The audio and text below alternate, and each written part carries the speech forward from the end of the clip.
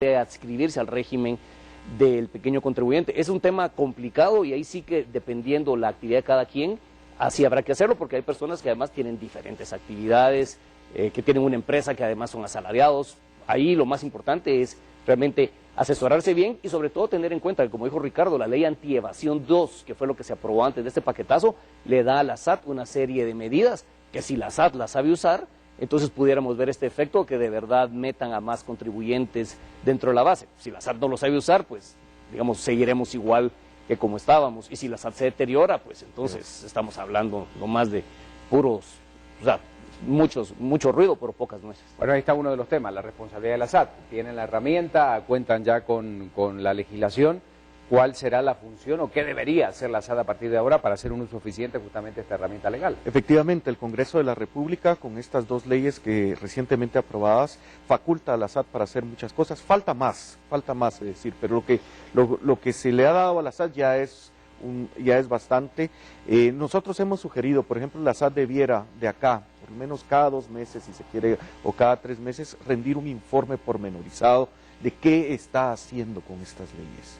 Y ojalá, idealmente, cada 2 meses sacar una estimación, un número de cuánta es la recaudación recuperada a partir de estas leyes, porque muchos técnicos que yo conozco y que respetan dicen esto no va a rendir absolutamente nada o lo que va a hacer es generar una pérdida de recursos.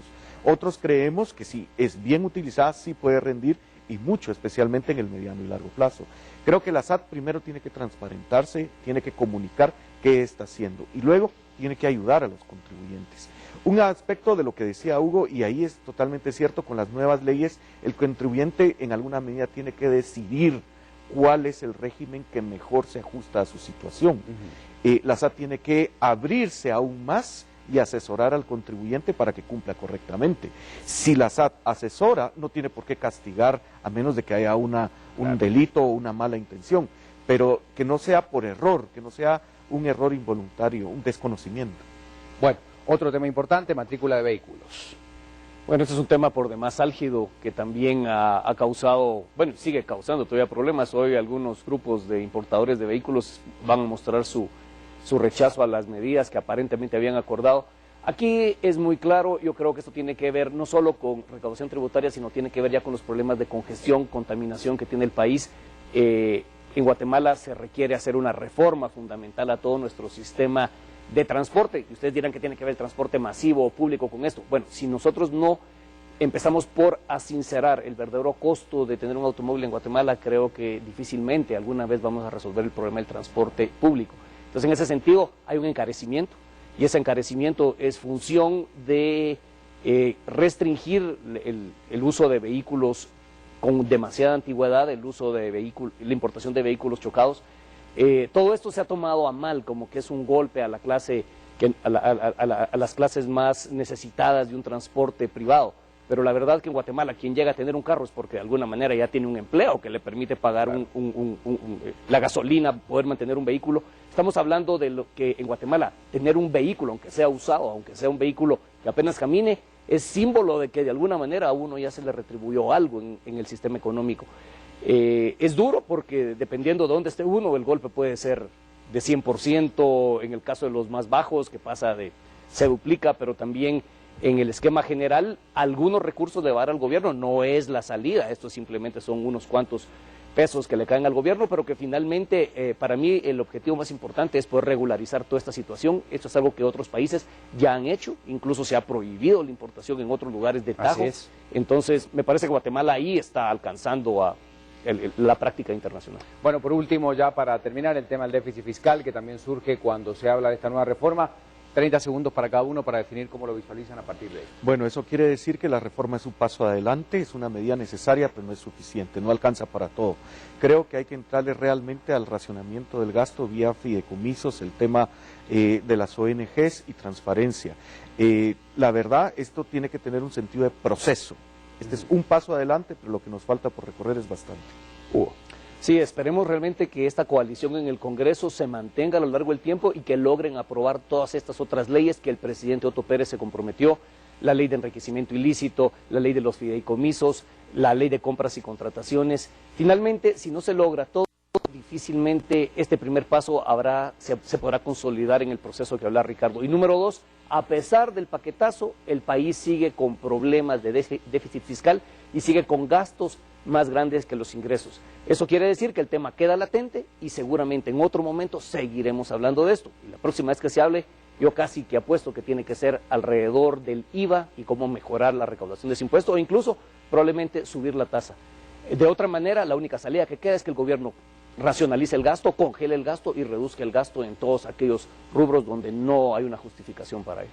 Bueno, muchísimas gracias Ricardo Hugo por acompañarnos esta mañana, un tema que obviamente nos ocupaba antes de que fuera aprobada ahorita para tratar de comprender y de ajustarnos y que usted sobre todo pueda entender los alcances de la misma, deberá seguir siendo analizado en nuestro programa. Gracias por acompañarnos esta mañana. Pregunta que usted respondía esta mañana a través de Facebook, nuestras redes sociales, que siempre están abiertas para que usted pueda participar.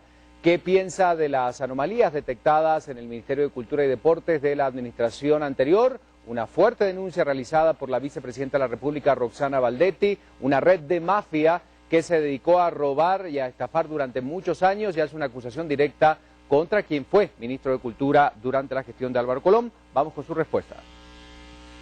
Gracias, Ricardo. En efecto, es un desfalco de más de 700 millones de quetzales y aquí están las opiniones que ustedes han posteado en nuestra fanpage en Facebook. Dice Eddie Campos, la mayoría dice que trabajan ad honorem y esto no es cierto. Dice por acá un perfil llamado Aquí les vengo. Se agranda la enorme lista de quienes han deshonrado a nuestra patria. Esperamos que crezca la escueta lista de quienes han pagado por ello. Dice Pedro Saravia Solares, hay que hacer una investigación al respecto. Dice Ángel Daniel Duarte, no es extraño ver que cada gobierno se robe dinero, lo interesante sería ver qué acciones tomarán al respecto. Luis Alberto dice, eso demuestra que el gobierno anterior fue un desastre, esperemos que actúe como debe ser el MP, porque a esa clase de gente únicamente le espera la cárcel, no es desearlo, sino que ellos se lo buscaron.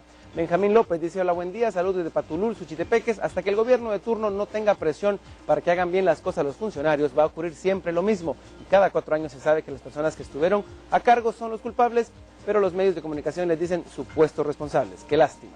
Dice por acá María Elena Vélez, no es de extrañar, lo importante es que paguen los culpables y hacerlos que devuelvan hasta el último centavo.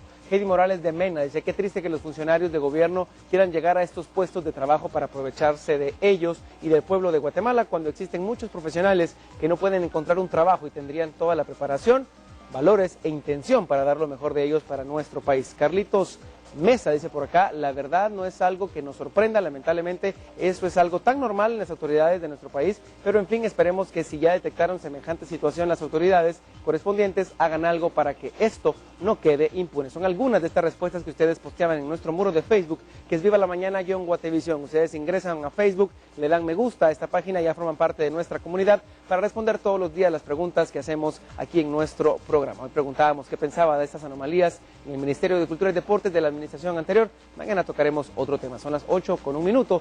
Seguimos después de la pausa. Viene la segunda parte de Viva la Mañana.